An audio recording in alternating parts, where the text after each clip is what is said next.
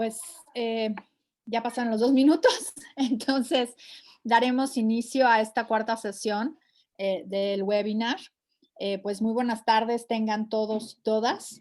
Primero que nada, me gustaría dar el aviso sobre la interpretación de lengua de señas mexicana, por lo que si alguna de las personas asistentes no está pudiendo ver bien el video de nuestra intérprete Nadeli Cruz, por favor mandarnos un mensaje por el chat para que mis compañeras podamos apoyarla para fijar el video de interpretación en caso de ser necesario.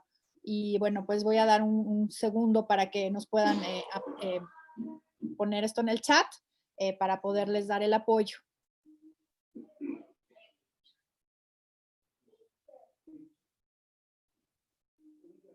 Y bueno, aprovecho, por supuesto, para agradecer la interpretación de lengua de señas de Mónica Ponce y de Nadeli Cruz, quienes nos acompañan la tarde de hoy. Muchas gracias a ambas. Entiendo que no se ha registrado nadie para el tema de interpretación.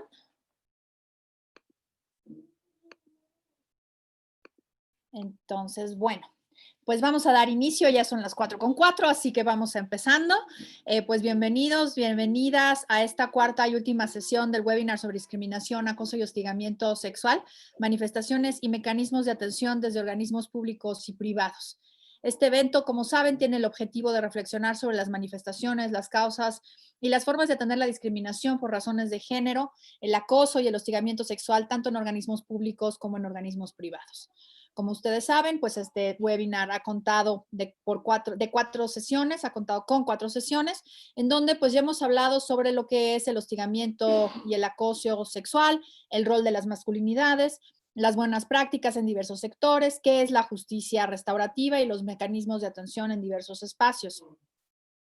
Este cuarto y último evento tiene el objetivo específico de dialogar sobre cómo tener una visión integral y enfocada en el respeto a los derechos humanos hacia las personas involucradas en los casos de discriminación, de acoso y de hostigamiento. Asimismo, abriremos un espacio de diálogo al final de la sesión para escuchar sus reflexiones acerca de este tema y las sesiones anteriores del webinar, con el objetivo de llevarnos a algunas conclusiones del mismo. Este webinar pues forma parte de una estrategia que el COPRED lanzó o implementó a raíz del Me Too a principios del año 2019 para atender las prácticas de acoso y de hostigamiento sexual desde la perspectiva de la no discriminación. Como seguramente saben, el año pasado tuvimos el primer foro, del cual presentamos los resultados a mediados de este año, y en septiembre pasado publicamos junto con Intersecta un estudio sobre el acoso y el hostigamiento sexual en el ámbito universitario, mismo que hemos hecho llegar también a algunas legisladoras, porque vimos muchos espacios de oportunidad ahí. Este mes de noviembre teníamos previsto hacer el segundo foro para hacer un balance sobre los avances, pero pues debido a la pandemia no nos fue posible. No obstante, pues no quisimos dejar de reflexionar sobre el tema y sobre todo no dejar de poner el dedo en el renglón, visibilizando las responsabilidades que tenemos tanto las autoridades como las propias instituciones para hacer frente a este tipo de violencias que viven muchas mujeres día a día en sus espacios de trabajo, inclusive también en sus universidades. Entonces, en ese sentido, pues organizamos esta serie de conversatorios que pues hoy concluyen y bueno, pues voy a presentar a nuestras ponentes del día de hoy, a quienes agradezco muchísimo que nos estén acompañando. El conversatorio de hoy tiene el título Enfoque Integral para el acompañamiento de casos de discriminación, acoso y hostigamiento sexual. Y para conversar sobre esto nos acompañan Valentina Tobón, quien es estudiante de Ciencia Política en el ITAM.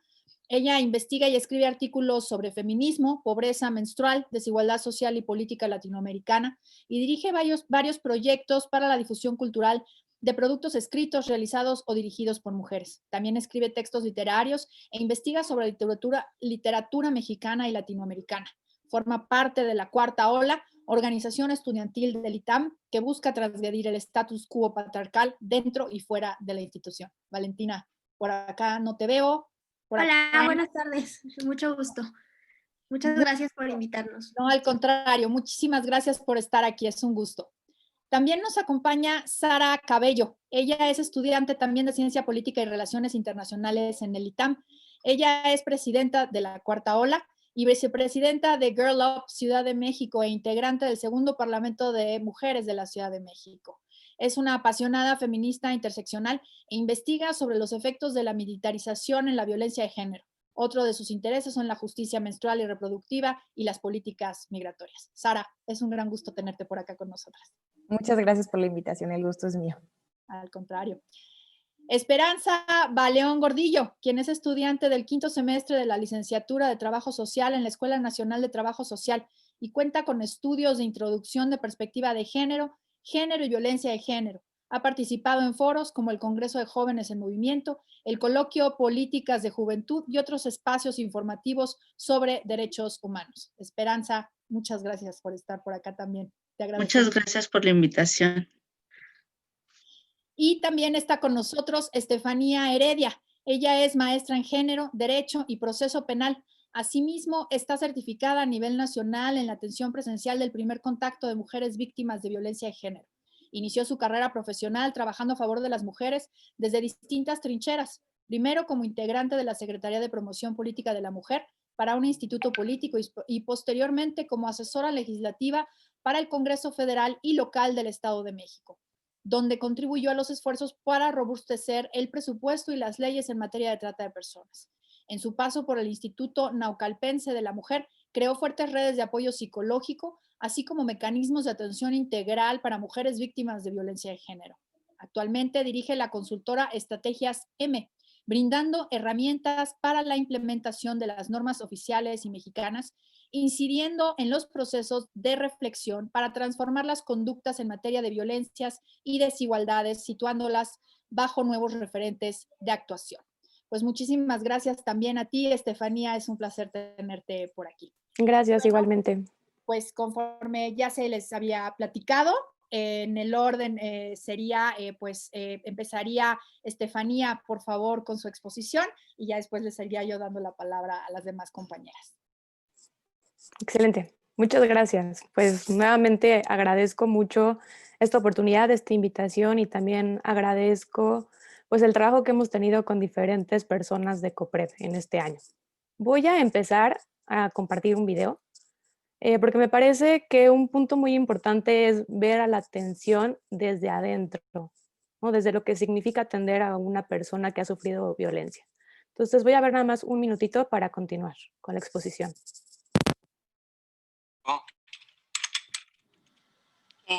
Que la próxima vez no contaba el cuento.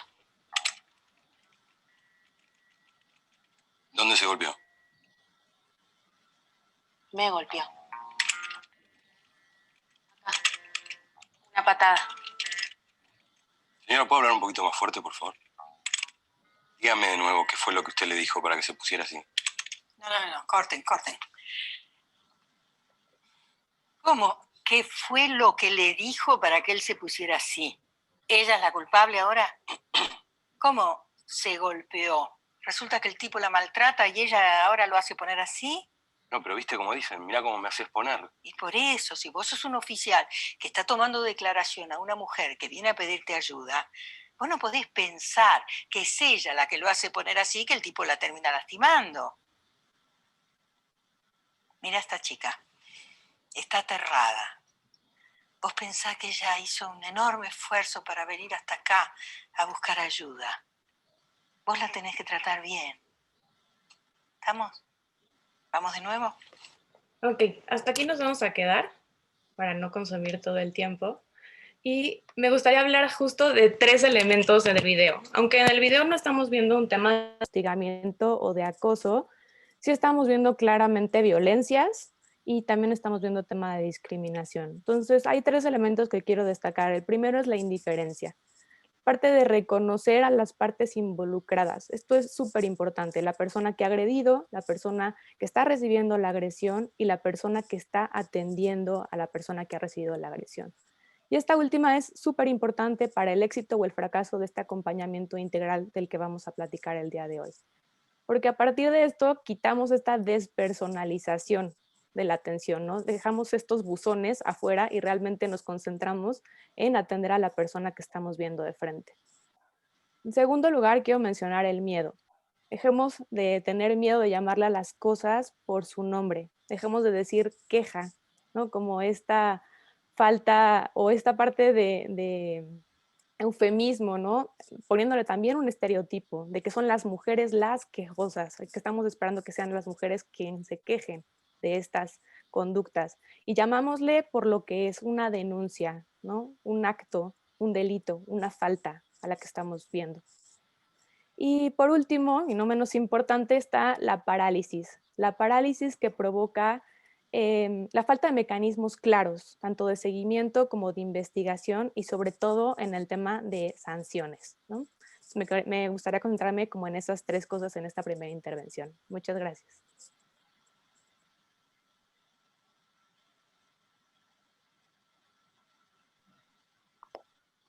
Bien, gracias, Estefanía. Ahora le tocaría a Sara, por favor. Gracias. Pues una vez más, gracias por la invitación. Y bueno, a mí lo que me gustaría hablar sobre todo de cuando queremos tener un enfoque integral y apegado al respeto a los derechos humanos, en casos, específicamente voy a hablar de casos de acoso y hostigamiento sexual. Lo que yo considero que es más importante es, uno, que la persona que está recibiendo la denuncia o que está recibiendo el caso esté completamente capacitada desde un enfoque integral, como valga la redundancia, ¿no? Desde un enfoque de apego a los derechos humanos, pero también de mucha experticia psicológica, ¿no? Necesitamos abordar a la persona cuando está calmada, no en un momento de crisis, para que esta persona pueda tener la capacidad de decidir exactamente qué es lo que quiere hacer y cuál es el paso que quiere tomar. Muchas veces cuando recibimos este tipo de denuncias o este tipo de casos, la persona que está presentando la denuncia está pasando por un proceso sumamente difícil y el hecho de que sea un proceso pues revictimizante por su naturaleza misma, la incita a que esté nerviosa y a que no pueda pensar qué quiere hacer en ese momento, ¿no? Entonces necesitamos abordar todos estos casos con muchísima serenidad, con personas que estén muy capacitadas, muy bien capacitadas psicológicamente, y necesitamos poderle dar a la persona diferentes opciones, no nada más quedarnos con, esta es una opción que tú tienes que puede ser una denuncia, sino dar otras opciones, otros mecanismos, ofrecerle medidas de reparación si se consideran necesarias en ese momento, desde el momento y sin la necesidad de que estén condicionadas a una denuncia, y darles varias opciones respecto a hacia dónde podemos ir, canalizarlas con personas que sean expertas, por ejemplo, en acompañamiento legal y repito, ¿no? Volver a poner el foco necesariamente a esta capacitación psicológica que van a tener las personas que van a recibir estos casos. Y esos son los puntos que me gustaría destacar en esta primera parte. Gracias, Sara. Bueno, pues vamos entonces con Estefanía, perdón, Valentina, por favor. Sí, bueno, pues yo para empezar a hablar sobre un enfoque integral para acompañar a las víctimas, quisiera hablar de la importancia de un ambiente, sea en la escuela, en el trabajo, en instancias de gobierno, el ambiente en general que se vive no solo en relación de la violencia de género, porque muchas veces se quiere empezar a arreglar en un lugar en el que la situación ya es bastante complicada también para denunciar cualquier otra clase de abusos, y eso hace todavía más difícil que se denuncien casos de discriminación, acoso u hostigamiento sexual. ¿A qué me refiero? Por ejemplo, entre más vertical es una organización o entre más se favorecen relaciones jerarquizadas donde no se puede decir nada sobre lo que dice, por ejemplo, la persona que está, o sea, tu jefe directo, donde no se puede decir nada sobre otras actitudes violentas o sobre chistes incómodos, nunca se va a poder generar una cultura de la denuncia o del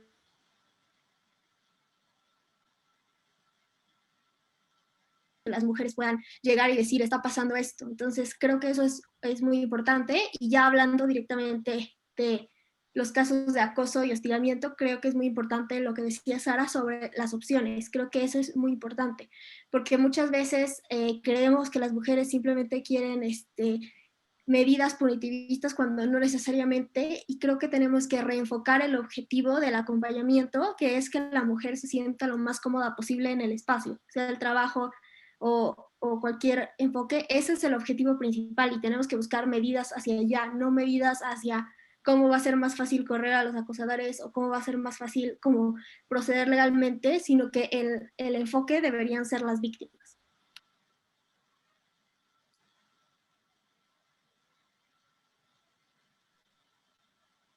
Muchas gracias, Valentina. Esperanza, por favor. Sí, buenas tardes. Bueno, pues yo voy a hablar, compartir mi experiencia, lo que a mí me pasó en la universidad. Eh, Sufrí discriminación de un compañero en la escuela, donde ahí pues yo no sabía por dónde ubicarme, ¿no? O dónde a pedir ayuda. Yo lo que hice fue, me fui a plan académico, de ahí me mandaron a tutoría de pares y de pares me llevaron a lo que es con trabajo social y psicología, que estas dos abarcan lo que es Unigens. Ahí en Unigens me enseñaron mucho a ver mis derechos como alumna, como ciudadana y en la vida cotidiana, ¿no? Ahí yo me sentí muy, pues ahora sí que como acogida, porque sentí que alguien me entendía. Y cuando yo tuve esta discriminación con este compañero, la verdad no la tuve. ¿Por qué la tuve la discriminación? Por mi edad, porque son chicos de 20 años a la edad de la mía, que es de 40, ¿no?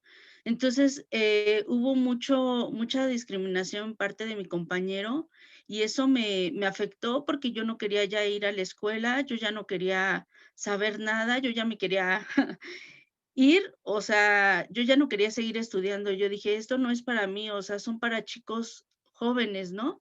Entonces yo cuando ya conocí lo que es la Unigens, empecé pues a adentrarme con ellos, a hablar con la trabajadora social me llevó con la psicóloga. En ese ambiente, pues yo ya empecé así como a tener más confianza, a expresar mis incomodidades, pues a sentirme como más libre.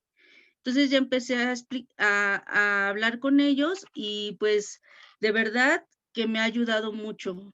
Y pues doy gracias porque hasta la fecha pues ya voy en 5º semestre y yo en primer semestre me quería salir. Entonces esa es mi experiencia, que de verdad, o sea, y incluso les comparto a todos mis compañeros lo que he vivido y incluso ellos se acercan a mí. Sería todo.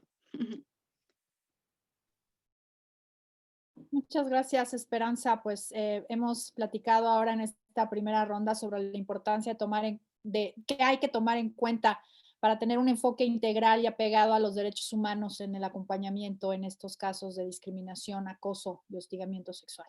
Ahora, quisiera yo pasar con Estefanía. Desde tu experiencia acompañando a empresas en estos temas, ¿cuáles consideras que son los mayores retos para lograr que sus mecanismos de atención integren una visión más integral y de respeto a los derechos humanos de las personas involucradas? Muchas gracias. Creo que la parte que comentó Sara es muy importante, ¿no?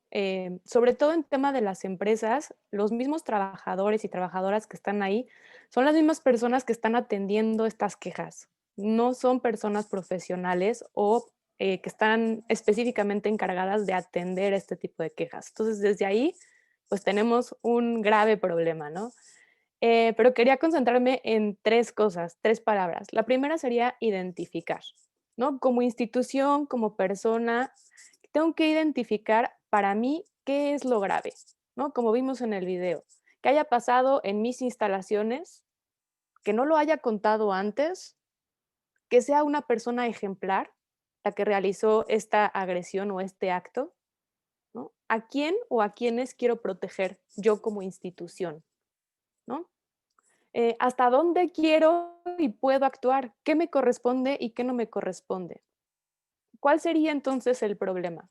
Las personas que están dentro de mi institución, de mi instituto, las acciones que estoy realizando, la mala comunicación o falta de comunicación que tengo interinstitucional o la tolerancia hacia este tipo de actos, ¿no?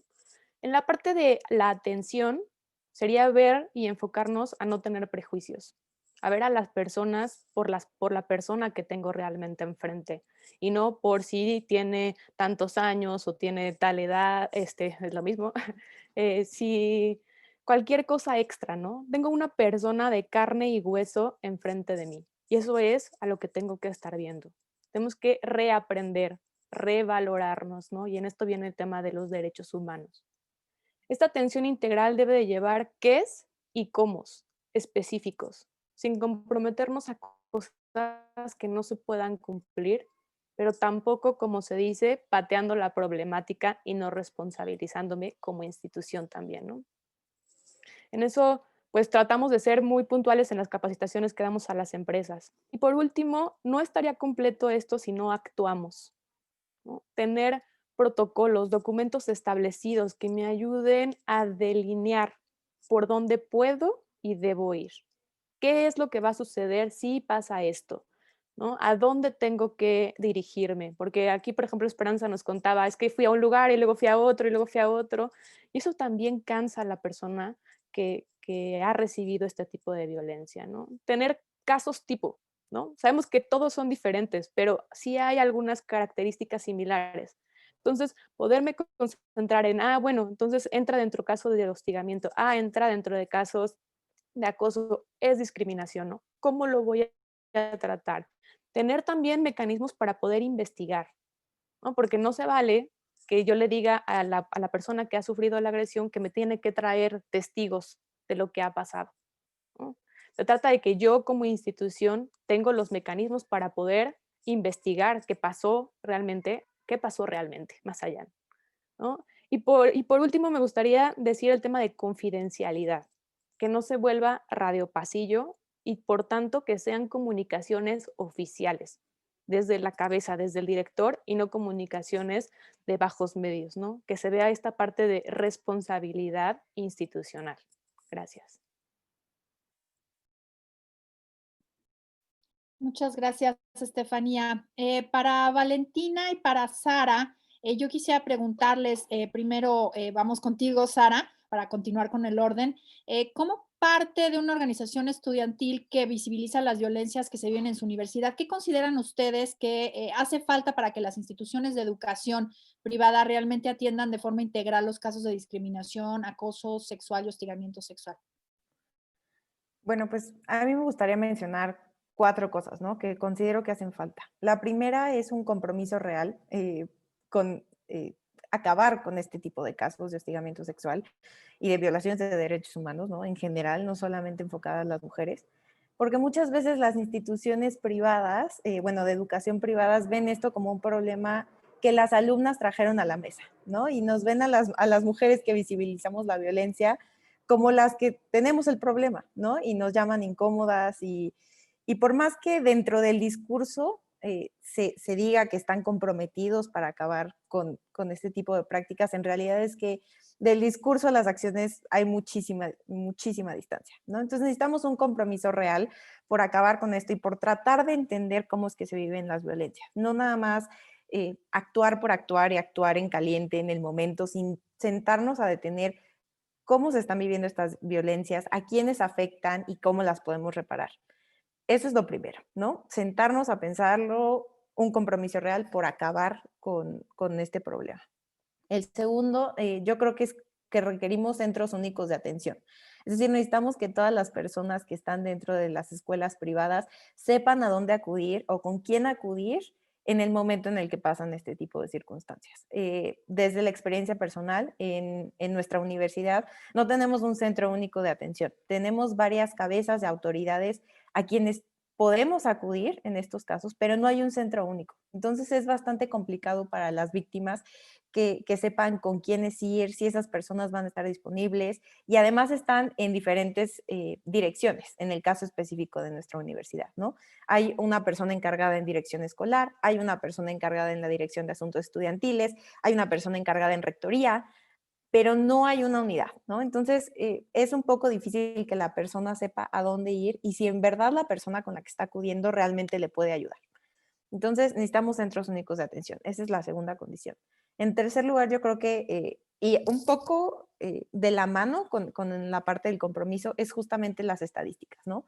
la necesidad de entender qué es lo que está pasando, a quién afecta, cómo les afecta, y cuáles son las consecuencias de esto, ¿no? Esto nos lo puede ayudar a saber estadísticas, que se hagan encuestas dentro de la población para saber necesariamente cómo podemos mejorar esto, ¿no? Y ya habían dicho, o ya se ha dicho muchas veces que lo que no se mide no se puede mejorar y necesitamos medir cómo se viven estas violencias y a quiénes afectan, ¿no? Y la cuarta cosa que me gustaría mencionar es que incorporen una perspectiva interseccional. Sí, las mujeres somos quienes principalmente vivimos acoso y hostigamiento sexual, pero no es un fenómeno exclusivo donde las víctimas sean mujeres, ¿no? También hay hombres que viven acoso y hostigamiento sexual y también tenemos que tener una perspectiva interseccional porque las diferentes identidades de las personas se mezclan, ¿no? Y una mujer que está en una situación de precarización puede tener pues agravantes mucho más fuertes ante una situación de acoso y hostigamiento, ¿no? Y necesitamos que se incorporen esas perspectivas dentro de las soluciones, ¿no? Porque muchas veces le dicen, bueno, pues te canalizamos con este abogado que es increíble y que te va a ayudar a llevar tu caso. Pero resulta que el abogado cobra y no tiene acceso gratuito, ¿no? O se canaliza con instancias encargadas de salud mental y cobra, ¿no? Y pues tenemos que tomar en cuenta que no todas las personas tenemos los mismos privilegios. Y ahí me gustaría dejarlo para que Valentina complemente un poco, pero básicamente esas 4 cosas. Gracias, Sara. Valentina, por favor. Sí, para agregar, o sea, quiero retomar justo lo de la cultura y el ambiente que se vive en las universidades, no en todas, pero en general la escuela es una estructura donde el maestro, o sea, no siempre, pero tradicionalmente donde el profesor siempre tiene la razón, entre paréntesis, y eso afecta terriblemente para los casos de hostigamiento y acoso sexual, porque en las universidades vemos como los profesores no los corren o no les llaman la atención por tonterías que pasan en la clase o por cosas que vemos graves que vieron, no sé, 30 alumnos. Entonces, cuando a una alumna le ocurre algo en privado, no hay un testigo, sabe que ese profesor es intocable por X o Y razón, la denuncia nunca va a llegar, nunca va a entrar a una medición y la cosa se va a repetir y repetir y repetir. Entonces, creo que un apunte muy importante es como darles este acceso a los alumnos justo interseccional y también en múltiples problemáticas, porque incluso hay universidades donde, por ejemplo, la violencia sexual, que es muy importante y es de la que estamos hablando, no es la número 1 por la que reciben quejas cuando hacen encuestas. Por ejemplo, hay violencia física y en algunas universidades esto es altísimo. Entonces también, o sea, creo que si se hace como un enfoque de necesitamos que los alumnos estén a salvo y tengan un ambiente correcto, se puede avanzar muchísimo, aún sin enfocarlo a género. Ahora, enfocándolo a violencia y hostigamiento, creo que es importante lo que mencionaba Sara sobre la preparación y sobre que todas las personas en el proceso estén capacitadas. ¿Y qué digo todas las personas? Tiene que estar capacitada desde la persona que recibe la queja hasta la que acompaña, hasta el psicólogo, porque tenemos muchos casos en donde los psicólogos revictimizan o hacen peor el proceso para la persona, los que juzgan también, y también una parte que esté separada de la institución o por lo menos que tenga la suficiente autonomía para juzgar estos casos, para recibir las quejas, para manejar la confidencialidad y que estén capacitados específicamente para eso. O sea, no solo que sean abogados, no solo que sean psicólogos, sino que tengan perspectiva de género y bueno, de interseccionalidad también. Y bueno, también creo que es importante que las universidades se entiendan por qué es tan importante atender esta problemática, por qué es tan importante dar un acompañamiento integral, porque creo que muchas veces se queda en esto fue una falta y quieres que se castigue, cuando en realidad el proceso de denuncia y el proceso de estar viviendo acoso o discriminación a diario afecta la capacidad escolar de las estudiantes, hablando de las escuelas, que es sobre esta pregunta, y afecta su vida diaria y su desarrollo diario y su desarrollo como persona. No es simplemente que esté la persona y esta experiencia que está denunciando, sino que todo lo que pasa alrededor va a afectar el rendimiento del estudiante, o sea, hablando de lo más básico en la escuela, pero también en la vida, y creo que es importante que las escuelas como que aborden esto y se den cuenta como del tamaño de estas problemáticas, que no solo se trata de algo aislado, y justo creo que ahí, solo para volver a resaltar, sí es importante medir no solo, o sea, el número de casos y todo, sino también las consecuencias que tiene, qué les pasa a estas mujeres, qué hacen, cómo se sienten para poder ver las soluciones más adecuadas. Perdón, estaba yo tomando nota. Muchas gracias, Valentina.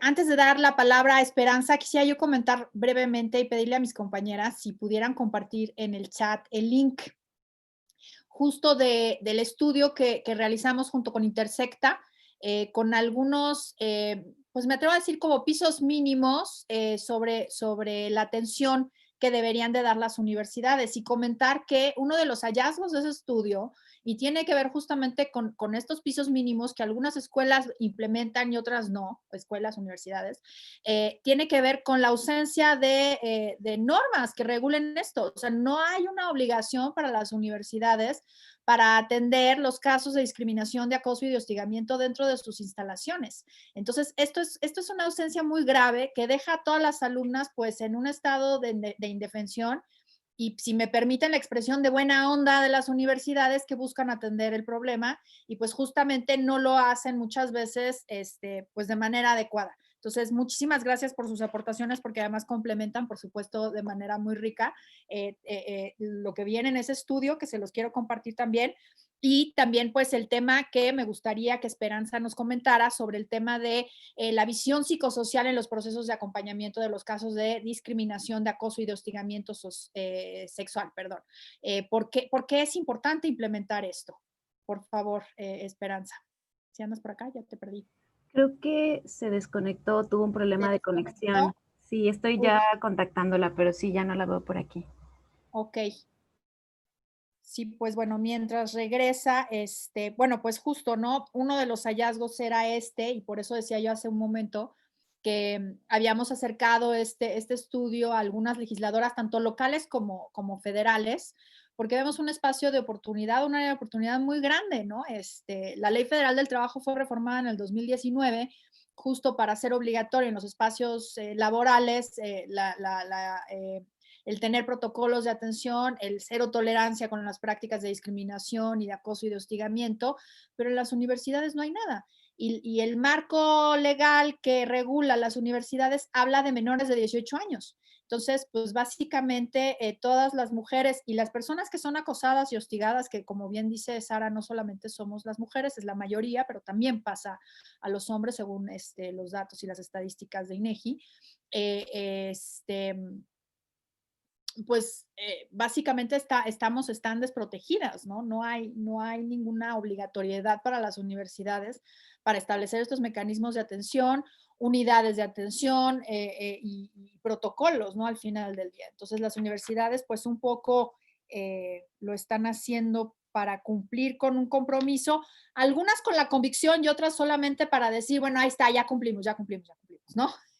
Ya, cálmense, chavas, ¿no?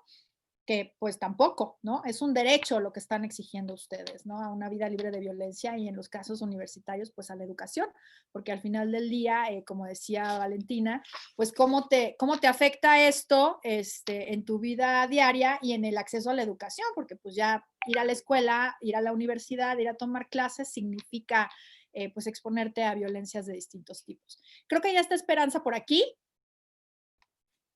Sí, disculpen, no sé qué haya pasado. No te preocupes, no pasa nada. Así estamos todas y todos con el internet. Bueno, yo quería ver si tú pudieras platicarnos, Esperanza, sobre la importancia de implementar la visión psicosocial en los procesos de acompañamiento. Sí, permítanme. Claro que sí. Bueno, aquí te esperamos, no te preocupes. Sí, es que ya me conecté en mi celular porque en la computadora no sé qué pasó. Ya, pues sí, luego nos juegan chueco estas cosas electrónicas. Sí. Ok, bueno, ¿qué yo entiendo como visión en lo psicosocial? Bueno, para mí es muy importante porque tiene una visión hacia los individuos, los grupos y los programas multidisciplinarios, hacia que todo esto va enfocado a las esferas, a lo social. Es decir, va de la mano una cosa con otra, que es muy importante ver el panorama global y junto a las personas, como comento, de los grupos y las comunidades en las visiones. Yo como trabajadora social que me estoy desarrollando, es muy, pues, me gusta y pues para poder dar el apoyo integral a las personas y la violencia de género, ¿no? Y esto va por, como en los comentarios que dicen, culturales mentes y de las ideologías de las personas. Como mencionaban al principio, pues yo en varias he estado a partir de todo este caminar que yo tuve en la escuela, que pasé, pues me ayudó mucho, ¿no? A fortalecerme y ser lo que soy ahorita de verdad, porque me enseñó como tal, pues a tener los derechos como tengo como estudiante y como ser humano, como lo repetí hace rato. Y pues esto me ayudó mucho porque empecé como a meterme más adentro a Unigens, en donde me dieron el apoyo, donde yo empecé como un huevito y pues de ahí salí, ¿no? Y gracias a estos programas, pues pude saber qué es lo que me sucedía y qué es lo que me pasaba. En este momento, pues de verdad les comparto mi experiencia, porque yo empecé a meterme con Unigens a talleres pequeños, que van a hacer esto, un evento, yo me iba con ellos, que van a hacer pues no sé, cinedebates, me iba a los cinedebates, y pues prácticamente terminaban mis clases, me iba a Unigens, y de ahí pues aprendí mucho en mi persona. Fue pues algo que realmente, la verdad, me siento muy, muy, muy orgullosa de mí, porque salí de ese cascarón donde me tenían como encerrada, donde yo decía, no, aquí no puedo, no voy a salir, ¿no? A enfrentarme a cosas que, como esto de la discriminación con mi compañero. Entonces, así como de que yo decía, no, yo no voy a hablar, yo no voy a decir nada. Y ahora en día, pues tengo esa, pues, de hablar, de expresarme y de decirle, incluso de decirle a mis compañeros, incluso ellos ya se acercan a mí, que antes pues unos pues se alejaban, ¿no? Pero ahora se acercan a mí y me preguntan, oye Esperanza, ¿cómo le hago aquí? Me está pasando esto. Ah, no, pues ve para acá, ve con la psicóloga, ve a Unigens o ve a hacer esto. O sea, yo les daba como las armas para que ellos, pues también crecieran como yo y lo que he estado creciendo. Una de las partes súper, súper emocionadas, que ahora me siento súper orgullosa, bueno, creo que he dicho muchas veces que me siento orgullosa, pero de verdad sí me siento orgullosa ya de ser quien soy. ¿Por qué? Porque de esos eventos que yo empecé a hacer, hubo un evento donde, pues no sé, fue el universo, no sé, que me lo puso, ¿no? Y iban a dar un taller las de Unigens de reafirmación de votos hacia el amor, que era el 14 de febrero. Pero antes yo ya había ido a unos eventos, y en esos eventos ahí en Islas, pues yo también nada más veía y observaba. Y esta vez de este evento de reafirmación en la escuela, o sea, fue un impacto que yo dije, ¿es en serio que toda la gente que reuní yo solita? Entonces fue algo que yo sentí que me fue empoderada, ¿no? ¿Por qué? Porque, o sea, yo dije, bueno, lo dije con mis compañeros, así de que va a haber este evento, se van a casar con ustedes mismos el 14 de febrero. Pues total, ese día nadie había, pues estaban, ya, ¿qué horas va a empezar? Esperanza, y yo, no sé. Entonces en las redes sociales empecé a meter de trabajo social que iba a haber este evento. Y pues yo dije, no, no vayan a llegar, ¿no? Van a llegar mis compañeros y de repente llegan todos y, ¿qué pasó? Pues, ¿dónde van a estar? Y yo, pues aquí, es que todavía no se ha armado nada. Y pues ya todos, no sé, fui muy popular. Y pues ya armé ese evento masivo y de verdad fue algo súper, súper emocionante porque fue algo que nunca creí haber hecho, que nunca pensé llegar a hacer un logro así tan grande, ¿no? De hacer un evento tan bonito. Y es algo que no lo cambio ya por nada y de verdad amo la carrera. Y sería todo en mi opinión y pues creo que también he sido como una parte de llegar a tener liderazgo.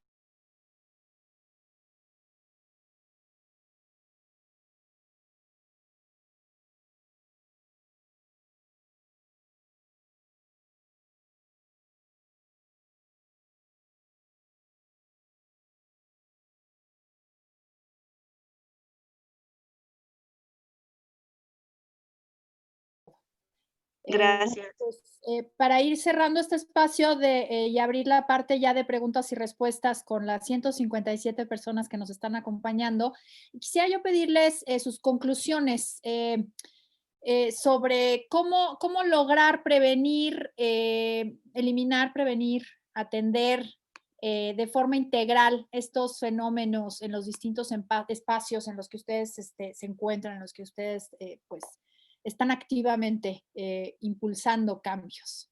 Estefanía, por favor. Muchas gracias.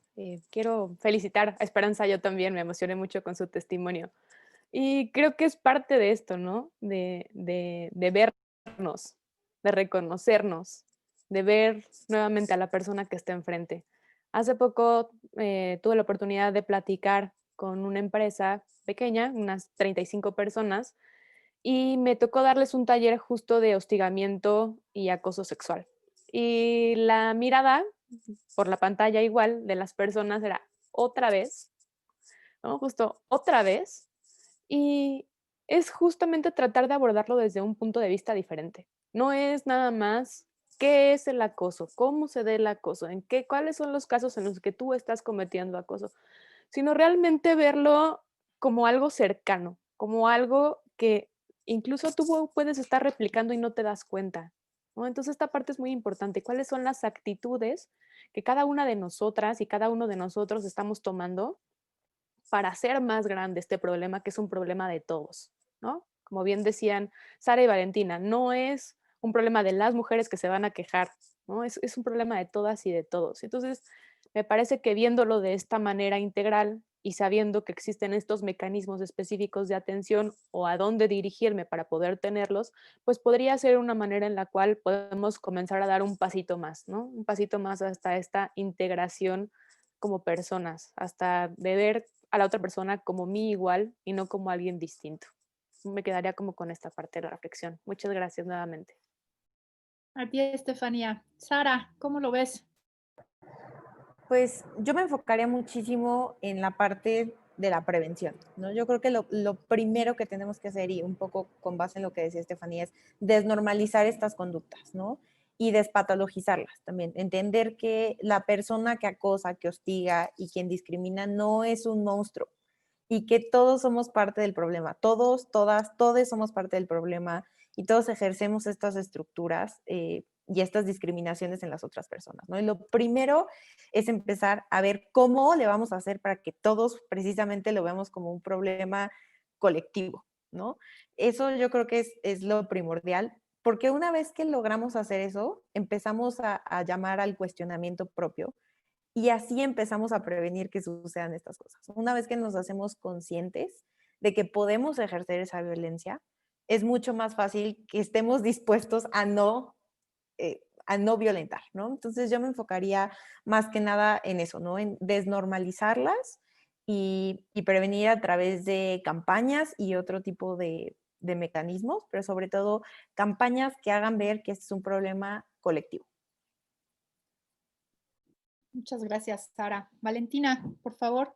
Sí, yo creo que es muy importante la parte de prevención y también para no repetir la de capacitación y hacer este enfoque integral no solo para el acompañamiento, sino para todos los momentos en los que la escuela interfiere en alguno de estos procesos, es decir, en el acompañamiento psicológico, también en la parte de prevención, también en las medidas que se van a hacer, cómo se van a hacer justicia, si va a ser restaurativa, también ahí tiene que haber capacitación, o sea, no dejar ningún espacio para que estas estructuras que normalmente son, por ejemplo, las escuelas o los trabajos jerarquizadas, como que dominen todo el proceso de denuncia y de acompañamiento. Y también creo que es importante escuchar a las víctimas, por ejemplo, cuando se va a reformar algo, por ejemplo, un protocolo, por ejemplo, cuando va a empezar una campaña de prevención, es importante hablar con las víctimas o tal vez no víctimas, pero sí empleadas del lugar para que digan qué perciben, cómo se vive dentro, porque cada espacio es diferente, no es lo mismo.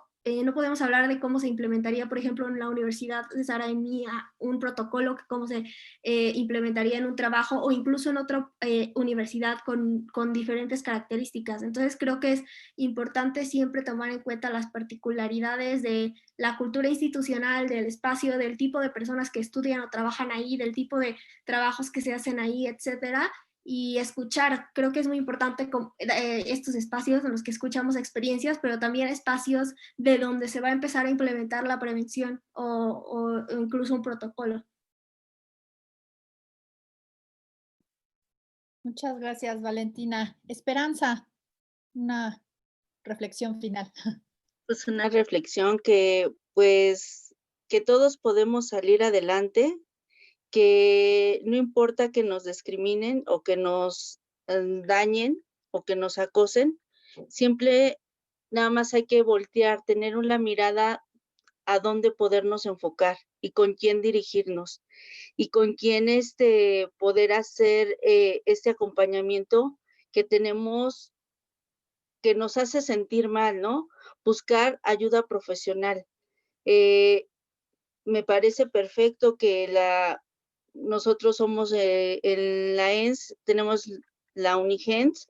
No todas las escuelas tienen este programa donde pueden acudir e ir a denunciar, a hablar, a expresar lo que uno tiene, ¿no? Entonces, eso sí me gustaría que hubiera en todos los espacios por todos estos, todas estas problemáticas que han pasado la violencia de género, ¿no? Y creo que es desde el punto de vista, desde lo cultural y de las ideologías que nosotros vayamos creando hacia las otras personas o hasta, bueno, a los seres humanos. Sería todo. Gracias. Muchas gracias a ti, Esperanza. Pues tenemos ya algunas preguntas aquí de nuestras participantes, y pues las voy a hacer. Si hay alguna que está dirigida en específico a alguna de ustedes, bueno, pues se los digo. Si no, quien quiera contestarla, por favor, indíqueme. Dice, ¿a qué instancias acudir cuando en cualquier empleo, en algunas empresas te lo niegan por sobrepasar los 30 años? En todos los anuncios te ponen un rango de 23 a 29 años. No sé si alguna de ustedes, Estefanía, por favor, adelante. Gracias. Ahí, bueno, cada empresa se maneja de manera privada o particular. Ahí es importante revisar si está dentro de la Ciudad de México. Me parece que ahí le pasaría la bolita a COPRED, que ellos tienen esta parte en la cual puede ser esta denuncia, ¿no? De que está habiendo casos como de discriminación. Y también revisar, pues, si estas empresas están certificadas dentro de la norma mexicana, que no deberían estar, ¿no? Si están postulando estas vacantes de manera discriminatoria, pues no deberían de estar certificadas en esta parte. Entonces también hay que revisar si están dentro de este listado o no, y también podría ser una manera en la cual podríamos checar esta parte, y con COPRED, por supuesto. ¿Quisiera hacer algún comentario? Sí, nada más para complementar, por supuesto, denuncia en COPRED o en CONAPRED, dependiendo de en dónde sea la oferta laboral. Es discriminatorio cuando no hay una justificación para la edad y generalmente no la hay. Y me parece una muy buena apunte de Estefanía el tema de la certificación, porque bueno, pues no deberían de tener esa certificación, o en el caso del gran acuerdo por el trato igualitario, que funciona de manera similar a la certificación, pues también nosotros lo revisaríamos por parte del COPRED. Pero sí, por ahí va el asunto. La siguiente pregunta dice, ante la denuncia en contra de un profesor, en este caso, ¿qué están hablando de la universidad o cualquier institución? Perdónenme, lo leí con muy mala entonación, no se entendió. Ante la denuncia en contra de un profesor, en este caso que están hablando de la universidad o cualquier otra institución, ¿qué es lo que se hace? ¿Se castiga al profesor o se hace una investigación previa para saber también si es o no una denuncia falsa? Y si en este caso fuera falsa, ¿qué medidas se toman en contra de quien pone la denuncia? Me parece que estaba para cualquiera de las compañeras del ITAM o de la ENS. Por favor, Sara. Bueno, pues en este caso tenemos que ver los casos específicos, ¿no? Pero lo primordial es que una vez que se presente esa denuncia, asumiendo que hay un protocolo para erradicar el hostigamiento, se procedería a una investigación, ¿no? En este caso, en todos los protocolos que están medianamente bien hechos, se le pide tanto a la víctima que proporcione su testimonio y este testimonio sirve como una prueba y se llama también al profesor o al alumno en cuestión para que testifique. Se pueden llamar a muchos otros testigos y sobre todo en el caso de un profesor, tenemos dos espacios principales donde se dan las violencias. La primera es en el propio salón de clases, donde generalmente hay muchos testigos, y la segunda es en inmediaciones como más cerradas, ¿no? Pueden ser los cubículos o las oficinas de los profesores. En este caso, como tenemos, pues no tenemos testigos, es mucho más difícil de probar, tenemos que darle a la víctima pues ese beneficio de la duda, ¿no? Y tenemos que tener una perspectiva pues de ayudar a la persona que es víctima. Entonces, se hace todo un proceso dependiendo de cómo funciona el protocolo. En el caso del que se llegara a encontrar que la denuncia es no procedente, a mí no me gusta decir que las denuncias son falsas porque la mayoría de las denuncias son verdaderas, ¿no? Hablamos que solo menos del 1% de las denuncias por acoso y hostigamiento sexual son falsas, digamos. Entonces, en el caso en el que no es procedente, no se deben de tomar acciones en contra de la persona que las está haciendo, porque puede ser no procedente por muchas razones. Una de ellas, principalmente, es la falta de pruebas. Y como son comportamientos que se dan generalmente en espacios privados, es muy difícil conseguir pruebas, ¿no? Entonces no se tiene que hacer nada, no se le tiene que pues sancionar a la persona, porque probablemente pasó por un proceso de revictimización, ¿no? Y si es una falla institucional del protocolo o del mecanismo que se haya usado, entonces estaríamos cayendo en una doble falla. Entonces no se debe hacer nada y nada más pues, sí me gustaría pues recordar eso, ¿no? Que menos del 1% de las denuncias que se hacen por hostigamiento, acoso sexual u otros delitos sexuales o contra la mujer son falsas. También como colectivos de universidades, muchas veces cuando una denuncia no es procedente, porque como dijo Sara, puede ser no procedente por miles de cosas y algunas son muy técnicas, también muchas veces pedimos como otro tipo de mecanismos restaurativos justo por esta situación de no haber pruebas, por ejemplo, no sé, o sea, que la persona tenga alguna forma de pasar esa materia con alguna otra clase de examen sin ir a clases, si el ciclo escolar sigue, o sea, si no es una denuncia pasada, si es una denuncia en el que en ese momento está llevando la materia o obviamente que se le devuelva el dinero de esa materia en el caso de las privadas si la está cursando, que se cambie de salón si es una materia que se da en varios salones en caso de que fuera un alumno o incluso el profesor, que ella pueda cambiar como libremente de aula, aunque la denuncia no proceda. Eso también creo que es importante tomar ese tipo de medidas, porque a veces tal vez no hay una prueba y entonces la institución dice no podemos despedir a este profesor porque eso es ilegal o por cualquier cosa, porque institucionalmente hay muchos obstáculos para hacer eso, pero siempre se pueden tomar aún así otras medidas para apoyar a la víctima. Muchas gracias, Valentina. Acá nos hacen otra pregunta. ¿Cómo hacer que no sigan viendo estos temas de violencia como algo externo, que dejen de señalar la defensa y promoción de estos llamados a la no violencia y lograr que no sigan culpando a las víctimas? Esperanza, si sigues por ahí, me gustaría preguntarte hacerte esta pregunta a ti, si estás por ahí porque te veo tu imagen congelada. Si no, Estefanía ya alzó la mano. Creo que sí, le falló otra vez el internet. Esperanza, Estefanía, por favor. Sí, gracias. Me gustaría retomar justo el ejemplo del profesor y es esta parte de por qué nada más tener estas medidas hacia la persona que ha sido agredida, ¿no? Y no hacia las dos partes.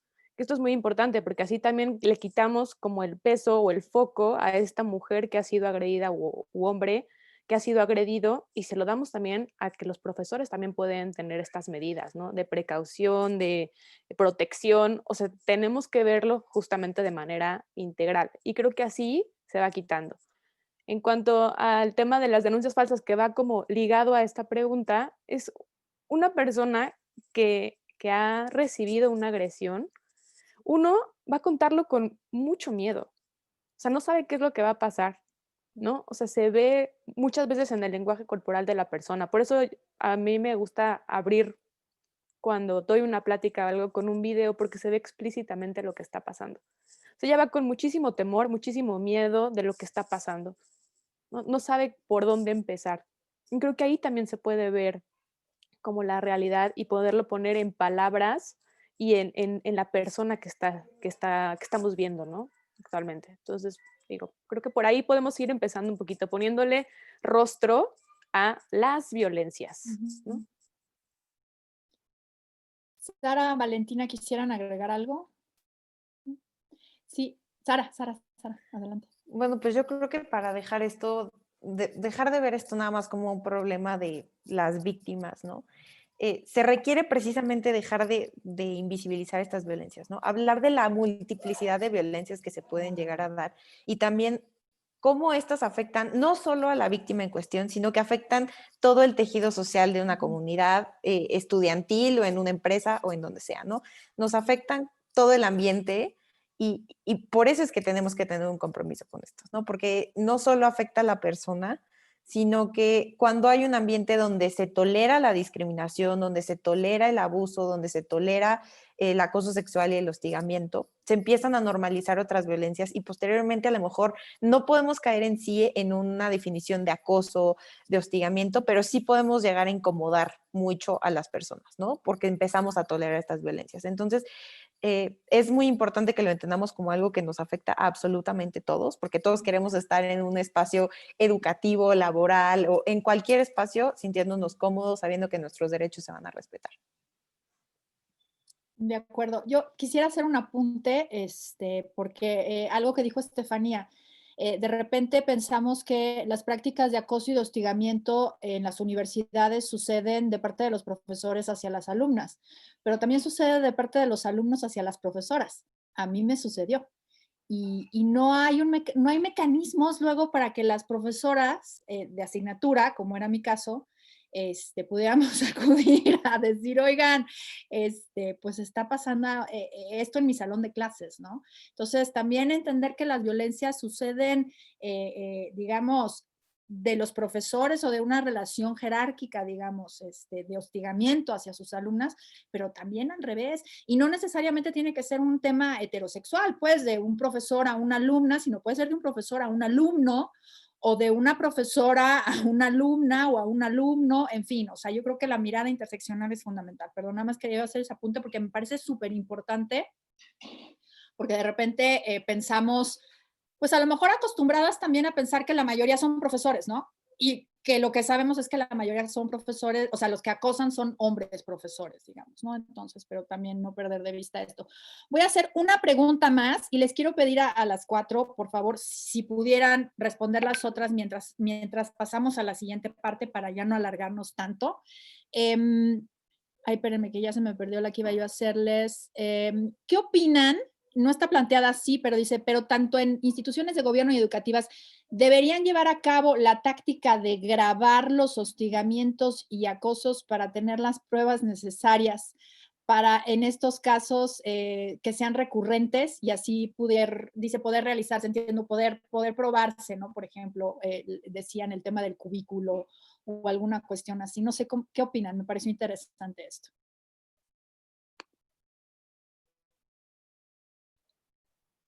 Perdón, pues yo diría que sí lo tendrían que grabar. Sí. Sí tendrían que grabarlo para poder tener como una evidencia, para poder llevarlo con el abogado y con el acompañamiento de las demás personas para tener, como digo, esas evidencias, ¿no? Porque hay veces que en las instituciones no nos creen o no creen que está pasando. Entonces, con estas evidencias, pues puede llegar a ser, pero hay veces que por los mandos te dicen, ay, no, es que no está no es válido la grabación, o no es o sea, empiezan a poner como peros. Y pues bueno, pues debemos de tener esa evidencia y aparte lo que es la evidencia escrita con el abogado. Muchas gracias, Esperanza. Me voy a desdecir. Hay una pregunta aquí que me gustaría que respondieran. ¿Qué pasa o cómo se procede cuando utilizan ser víctimas de género, cuando algunas mujeres lo utilizan como estrategia de venganza hacia el novio? Valentina. Sí, bueno, creo que primero es importante decir que esta narrativa ha sido construida totalmente sin pruebas empíricas de que esto pase. O sea, el número de denuncias falsas es menos de 1% y dentro de eso tampoco es como que todas sean por una cuestión de venganza. O sea, muchas incluso se consideran falsas por una cuestión más por ejemplo, a veces sí hay momentos en los que algunas se han considerado falsas por algún dato que da mal la víctima o que no coincide con su primer testimonio o cosas así que ni siquiera es una prueba como contundente de falsedad dentro de ese 1%, entonces incluso es menos. Y no sé, creo que es muy difícil para una mujer, creo que esta narrativa parte de una falsa creencia de que es muy fácil para una mujer denunciar un caso de acoso o violencia sexual o hostigamiento, cuando en realidad, como ya mencionó Estefanía, es muy complicado. Además de que normalmente justo hay expertos en lenguaje corporal, también hay pruebas psicológicas, que es muy difícil hacer pasar a las mujeres por eso, sí, pero que existen, o sea, en casos en los que ya se está procediendo penalmente existen y se demuestra. No, a mí no me parece una narrativa creíble y creo que hace un montón de daño como reproducirla constantemente, porque eso hace que también las mujeres se lo piensen 2 o 3 veces antes de ir a denunciar. Estefanía. Sí, a mí nomás me gustaría agregar esta parte de justo los estereotipos que replicamos, ¿no? Es quién contó primero el de mujeres juntas ni difuntas. O sea, y es exactamente lo mismo. Las mujeres son las que se quejan, las mujeres son las que van a ir a inculpar a alguien más que pobrecito no hizo nada, ¿no? Entonces, justamente así también empezamos a cambiar el discurso, ¿no? No, preguntándonos, como estas noticias falsas que te dicen, primero ve si realmente, quién te la mandó, la fuente, ¿no? Revisa si es verdad o no es verdad y luego ya lo dices. Aquí es igual, o sea, la fuente, eso es algo que es creíble, que realmente conoces a la persona o no la conoces, ¿no? O sea, puede pasar o no puede haber pasado, porque sí puede que pase, pero no es 100% seguro. Si no es 100% seguro, pues entonces habrá que revisarlo, ¿no? ¿Cuál es la fuente? Si es una creencia ya establecida o realmente hay algunas bases para poder pensar en eso. Entonces, como decían al principio, cada caso es específico y tratémoslo también así. No vengamos con todo este bagaje que ya nos han impuesto también, ¿no? Tratemos de ir frenándonos un poquito para pensar y decir si es o no es. Puede caber la duda o no. Y entonces así ir actuando como mucho más conscientes del lugar en el que estamos y de las personas que tenemos alrededor. Gracias. Sí, no, existen inclusive muchos estudios empíricos de lo que se ha llamado la mitología o los mitos de la violación, que tiene que ver con todas las conductas relacionadas con la violencia sexual. Y cómo estos mitos que parten de él, es la novia enojada que quiere echarle a perder la vida al joven promesa. Ella se lo buscó, para qué salió de noche, a las mujeres les gusta ser abusadas, es un juego sexual, en fin, y que están justo construidos sobre esta cultura patriarcal en la que todos y todas hemos sido socializados. Pero es muy peligroso estar reproduciendo este estereotipo de que las mujeres denuncian su violencia para hacer sufrir al novio que las dejó o que no las quiso o que lo que sea, porque generalmente esta denuncia tiene que ver con una violencia sexual que no es entendida como violencia sexual porque la sexualidad está construida a partir de esta cultura patriarcal. Entonces, yo, perdón que también contesté la pregunta, pero sí me pareció bastante alarmante y justo para eso es este webinar, ¿no? Para discutir estas cosas y sobre todo para poner el dedo en el renglón en cuanto a la cuestión de estos mitos que existen sobre las violencias sexuales y sobre las mujeres mal folladas, voy a utilizar esa palabra en español de España, perdón, para no ser tan ruda, que denuncian, ¿no? Porque luego esa es un poco la idea. Y luego hay compañeras y compañeros que litigan en materia penal que te dicen, es que mi compañero MP, agente del MP, me ha dicho que es cierto, que son denuncias falsas. Y no son denuncias falsas. Las mujeres han vivido violencia. El problema es que el agente del MP, culturizado dentro de esta cultura patriarcal, entiende que eso que esa mujer está denunciando no es violencia, es una práctica sexual normalísima. O que se arrepintió de haber tenido una relación sexual. Entonces, ojo con estos mitos y con repetirlos, porque como dice Estefanía, de repente se vuelven como las fake news, ¿no? Yo no sé si alguna de ustedes conozca a alguna mujer que haya denunciado falsamente, pero yo no. Jamás he oído de ninguna que lo haga falsamente. Pues les pediría yo a las 4, si pudieran contestar las preguntas que nos quedaron pendientes, porque tenemos pendiente pues hacer como el cierre y la reflexión de los 4 días de webinar que hemos tenido. Les agradezco muchísimo a Valentina, Sara, Estefanía y Esperanza por su participación en este conversatorio. Y vamos a abrir un espacio de diálogo para reflexionar sobre las conclusiones que nos llevamos de este webinar. Y para esto, bueno, pues primero haré la recapitulación. Tal vez recuerden que durante la primera sesión del webinar platicamos justo sobre la construcción social y cultural del género y de las masculinidades.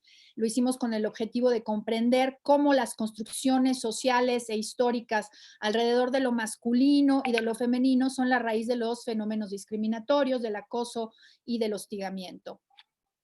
También se mencionó que durante el conversatorio de masculinidades resulta fundamental quebrar con el pacto patriarcal para poder avanzar como sociedad, que las alianzas políticas sean verdaderas y se rompa el silencio dentro de los espacios cotidianos, romper el mito de la heteronormatividad para poder imaginar nuevas alianzas desde las masculinidades y con el feminismo. Una vez que platicamos sobre la importancia de comprender el sistema patriarcal y cómo este opera como opresor para las mujeres y las personas disidentes al género, en la segunda sesión pudimos conocer buenas prácticas para combatir la desigualdad de género, así como mecanismos de atención a la discriminación, acoso y hostigamiento sexual desde los sectores público, privado, educativo, universitario y de la sociedad civil. Conocer las experiencias de cada una de las personas invitadas fue muy importante para poder conocer ejemplos concretos de qué acciones se pueden implementar para prevenir y atender estos fenómenos en distintos niveles.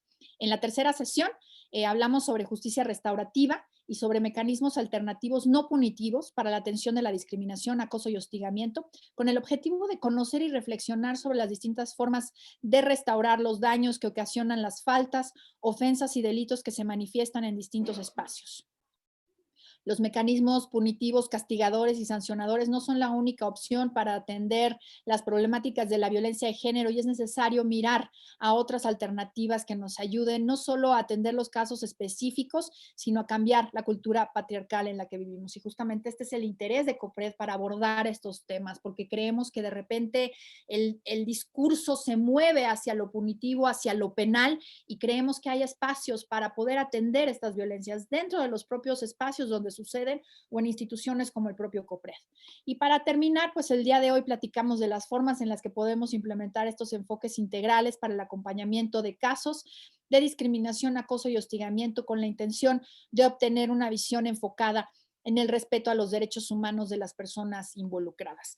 Algunas de las conclusiones, digamos, que yo me llevo, pues me parece que las posturas sobre el enfoque integral y apegado a los derechos humanos, la confidencialidad, el hecho de que haya una unidad, pues centros únicos de atención, procesos al alcance que no revictimicen a las personas, el compromiso de las instituciones para acabar con estas violencias, el tener datos y no solamente datos referidos a quién, cómo, cuándo, dónde, sino también mencionaban el medir las consecuencias o los impactos en las vidas de las víctimas, las perspectivas interseccionales fundamentales, la capacitación en perspectiva de género de quienes atiendan estas unidades y, bueno, por supuesto, la perspectiva psicosocial y la importancia de la experiencia y del acompañamiento. Algunos de los retos, pues cambiar el punto de vista, es un problema de todos, como decía yo hace un momento, todos y todas hemos sido culturizadas en esta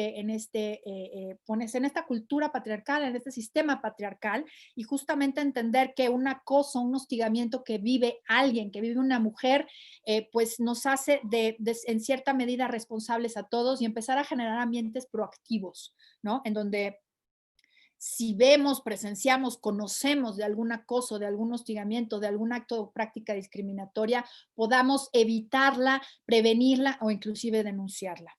La prevención como un enfoque fundamental, el desnormalizar y despatologizar las conductas, el tener enfoques integrales, diferenciados y contextuales, y por supuesto el apoyo centralizado o unificado para poder acompañar a las víctimas. Y bueno, pues esas son un poco las reflexiones que tuvimos el día de hoy. Y pues no sé si tenemos por acá Gina y Adri, si me ayudan.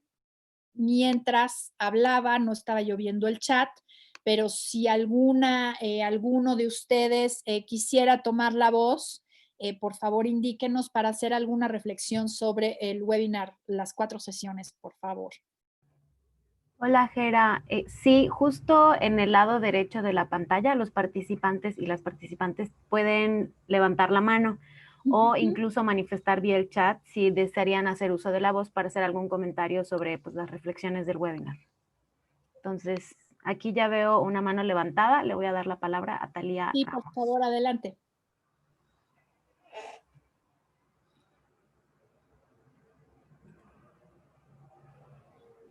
Hola, buenas tardes. Buenas tardes.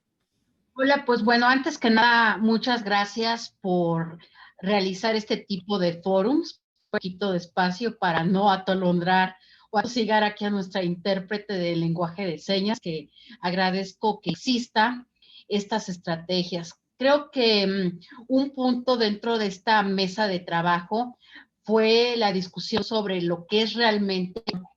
Para muchos de nosotros la inclusión es como la utilización del lenguaje de señas, el braille y otro idioma, ¿no? Aparte del castellano. Para otras personas la inclusión es utilizar o hacer una malformación de nuestra lengua. Pero de igual manera, parte de lo que pudimos trabajar en estas mesas de trabajo de estas 4 sesiones, es sobre cómo desgraciadamente la heteronormatividad sigue enraizado en el pensamiento de nosotros, consciente o inconscientemente. Por eso es importante ver que cada caso hay que analizarlo de manera individual y en un trabajo interdisciplinario para evitar todos estos problemas, como en una de las ponentes expone, que en menos del 1% hay casos de denuncias falsas, ¿sí? Y ver que también pueden ser mujeres malvadas, porque dentro de la criminalidad femenina es algo que también abordamos, y ver que la víctima no siempre va a ser la mujer, también existen casos de violencia hacia el hombre, simplemente por el hecho de ser hombre o algún otro sector de la población en unas circunstancias de vulnerabilidad. Estamos hablando los que somos extranjeros, los que tienen algún tipo de discapacidad o quienes no coincidan en ideales o cuestiones políticas. Muchísimas gracias, un fuerte abrazo. Su amiga y servidora, Talía Ramos. Gracias, Talía. ¿Tenemos alguna otra participación?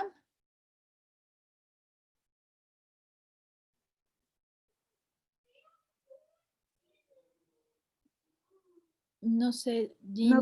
No veo otra manita. Ah, sí, ya hay una más. Marta Olivia Juárez. Te voy a activar la voz. Adelante, Marta Olivia.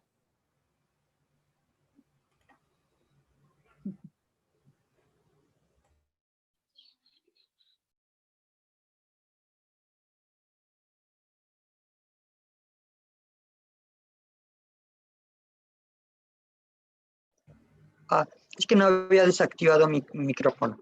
Buenas tardes. Muchísimas gracias. Bienvenida a tu hija. No me quiero ir sin agradecer este hermoso evento. He aprendido muchísimo a lo largo de estos 4 días y voy armando y tejiendo cada vez con mayor claridad el trabajo que nos toca a las mujeres, a las maestras, a las funcionarias públicas en esta temática. Sin embargo, aun cuando no se tocó como parte de las preguntas, me pareció muy interesante que Valentín esté trabajando el asunto de la persona menstruante. Y es algo que atraviesa la discriminación porque está en la construcción social, ¿no? Como bien lo dijo la doctora Geraldina, nos construimos.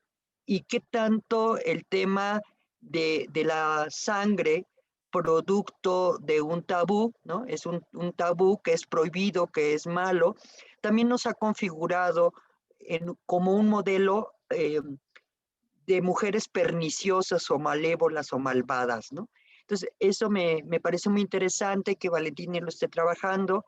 Yo doy un taller sobre Descubre tu poder cíclico, porque ubiqué que es un tema en donde nos invisibilizan y que lo atraviesan con la sexualidad. Es muchísimo más interesante, más importante para el capital, para el comercio, vernos como un producto, una mercancía que consume toallas y no como seres que trabajan con su magia cíclica, que es el de dar vida como el de dar muerte, ¿no? Porque ambas cosas son parte de nuestro ciclo. Entonces me parece interesante y lo dejo ahí en la reflexión porque sé que ustedes son muy inquietas, que tendríamos que hablar de esa temática. Hiciste una charla con Menstruación Digna, no sé si ahí te invitaron, pero pienso que es otro enfoque. Lo están viendo con otro, desde mi perspectiva, le falta esta interseccionalidad y le falta esta perspectiva de género en donde se construye la desigualdad al pensar que la toalla sanitaria nos va a resolver un problema ecológico, ¿no? Entonces, pues encantada, yo me llevo muchas reflexiones y espero el siguiente año. Felicidades. Muchas gracias, Marta Olivia. Mi hija se acercó porque se llama Olivia y quería saber quién era su tocaya.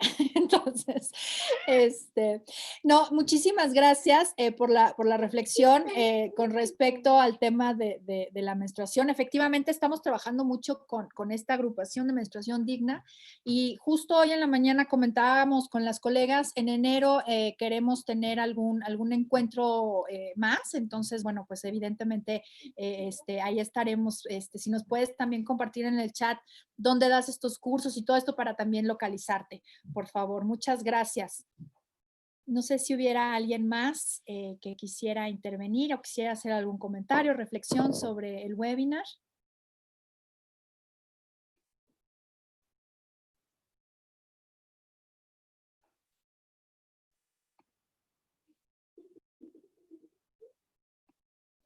Gina. Estoy viendo que la doctora Talia Ramos levantó la mano de nuevo y también que hay varios comentarios en el chat al respecto del webinar. Muy bien.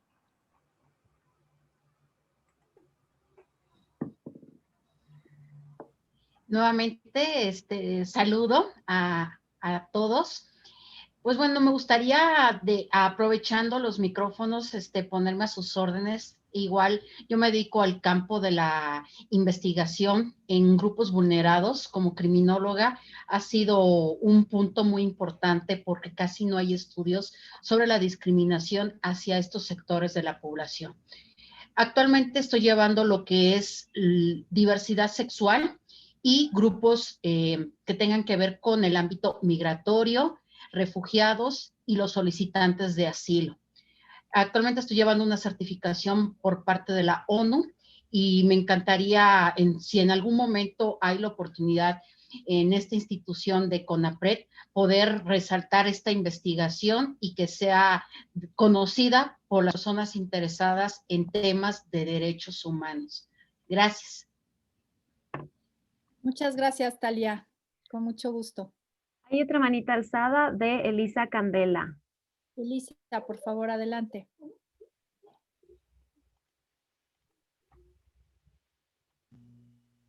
Sí, bueno, ¿me escuchan?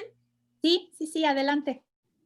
Hola, muy buenas tardes. Mi nombre es Elisa Candela, soy activista afromexicana y soy gestora y promotora cultural.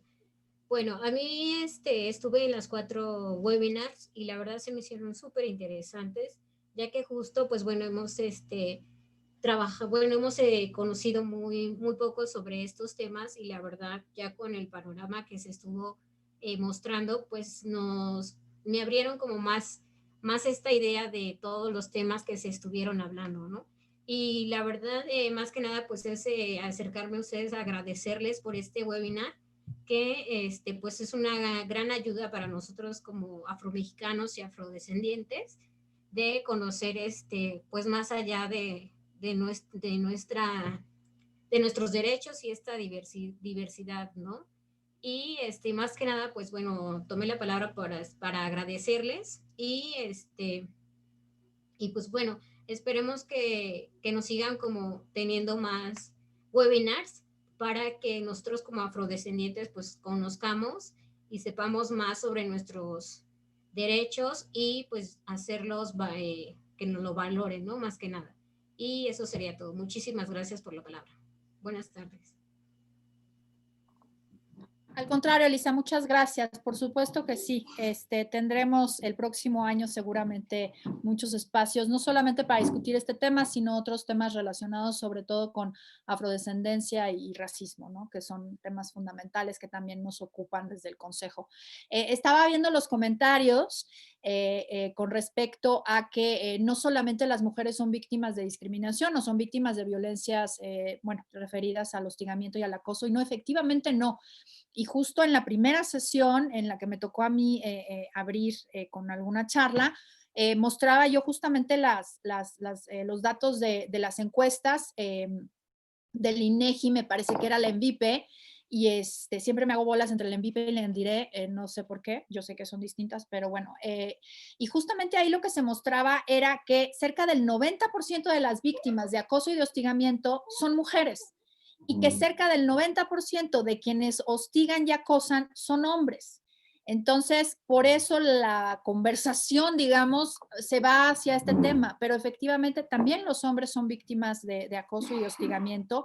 El tema aquí es que los hombres son víctimas de acoso y de hostigamiento en un 90% por parte de hombres. Entonces, por eso arrancamos justamente esta serie de webinars hablando sobre masculinidades, porque el problema aquí está en el tema de la construcción de género y en el sistema patriarcal, sobre la cuestión de la construcción cultural de los géneros, sobre la construcción cultural de cómo tratar a las mujeres en el empleo y cómo tratar a los hombres, principalmente aquellos que no se adecúan al mandato de masculinidad. Entonces, por eso se va por ahí la conversación, pero evidentemente estamos conscientes, me parece que todas las personas que participamos en estos webinars, en estas 4 sesiones del webinar, perdón, de que no solamente somos las mujeres quienes somos víctimas, pero sí somos el mayor número de víctimas. Entonces, pues básicamente se orienta hacia estas reflexiones.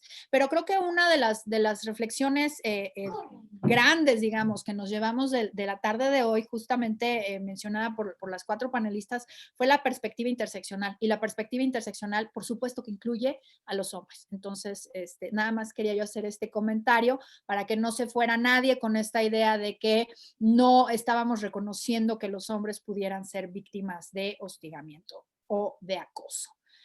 No sé si hubiera alguien más por ahí, Gina. Mientras tanto, Marta Olivia nos dice que ella está en Casa de Estudios de la Mujer, Descubre tu Poder Cíclico, por si a alguien le interesa el curso sobre el tema de menstruación que refirió. Nat V. Me imagino Natalia.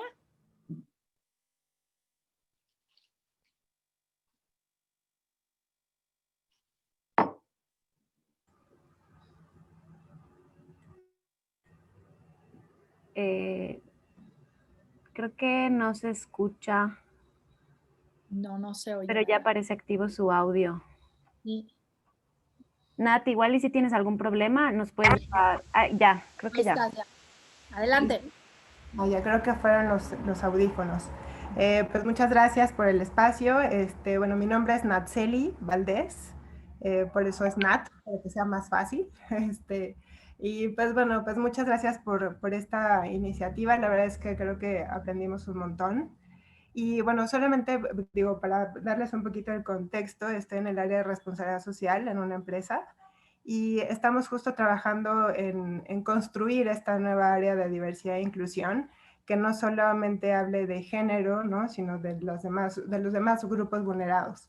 Entonces, digo, el principal foco pues está en discapacidad, ¿no? Que creo que también había pues un gran tema, ¿no? Que en alguna ocasión escuché, no sé si fue aquí o en otro foro, pero hablando de feminismos, ¿no? Pues no podemos hablar de feminismo sin incluir a las personas, a las mujeres, ¿no? Con discapacidad. Entonces, saber también, ¿no? Que desde la perspectiva de la discapacidad se tienen ciertas necesidades adicionales, ¿no? A lo que es el feminismo, digamos como generalizado, ¿no? Entonces creo que es bien importante empezar a tomar esas perspectivas como bueno decían, ¿no? De ir atacando, pues bueno, cómo ir erradicando o eliminando o mitigando, ¿no? La discriminación a estos grupos vulnerados. Y mi pregunta en específico es si hay alguna herramienta, ¿no? Que nos sirva de diagnóstico generalizado, ¿no? O sea, justo para atacar como esta discriminación a estos que por ahí teníamos ahí una referencia de un documento, ¿no? Que era del Senado, que eran 8 grupos, ¿no? Los reconocidos, ¿no? Como los más vulnerables. Había, bueno, los 8 grupos eran discapacidad, ¿no? Las mujeres, enfermedad, ¿no? Contemplando, por ejemplo, el VIH. Entonces, estos 8 grupos, ¿cómo podemos nosotros como empresas empezar pues a detectarlos, ¿no? Y a tener pues ya acciones concretas, ¿no? Para poder atacar, ¿no? Estas discriminaciones, digamos, dependiendo de cada uno de los grupos. Y si hay esta herramienta, ¿cómo podemos acceder a ella para tener un diagnóstico pues, mucho más puntual y poder a partir de eso tomar acciones pues, mucho más certeras, ¿no? Hablaban mucho del protocolo, que obviamente está vinculado a la violencia de género, pero justo como lo acabas de decir, Jera, pues bueno, también hay que buscarle las diferentes posiciones, ¿no? Como desde jerarquías, ¿no? Desde las diferentes posiciones de los grupos vulnerados. Entonces, ¿cómo podemos crear este protocolo que pues no solamente atienda a la violencia de género, que por supuesto es bien importante, pero también cómo este protocolo puede ayudar a los otros grupos vulnerados, ¿no? Esas serían como mis 2 preguntas y pues muchas gracias por este espacio, la verdad es que súper enriquecedor y pues muchas gracias por compartir. Muchas gracias, Nat.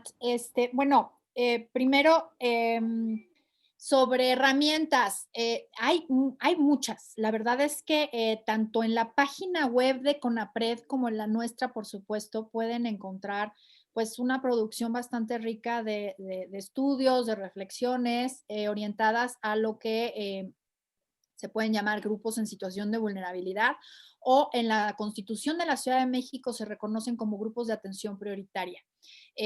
Las encuestas a mí me parece que son fundamentales. La ENADIS de 2017, que es la encuesta nacional sobre discriminación que levantó el INEGI junto con CONAPRED, y la EDIS, que es la que levantamos nosotros en la Ciudad de México en el 2017. Estos dos instrumentos pues dan muchísimas pistas, digamos, sobre las prácticas discriminatorias, una a nivel nacional, el otro a nivel Ciudad de México, en estos grupos de atención prioritaria.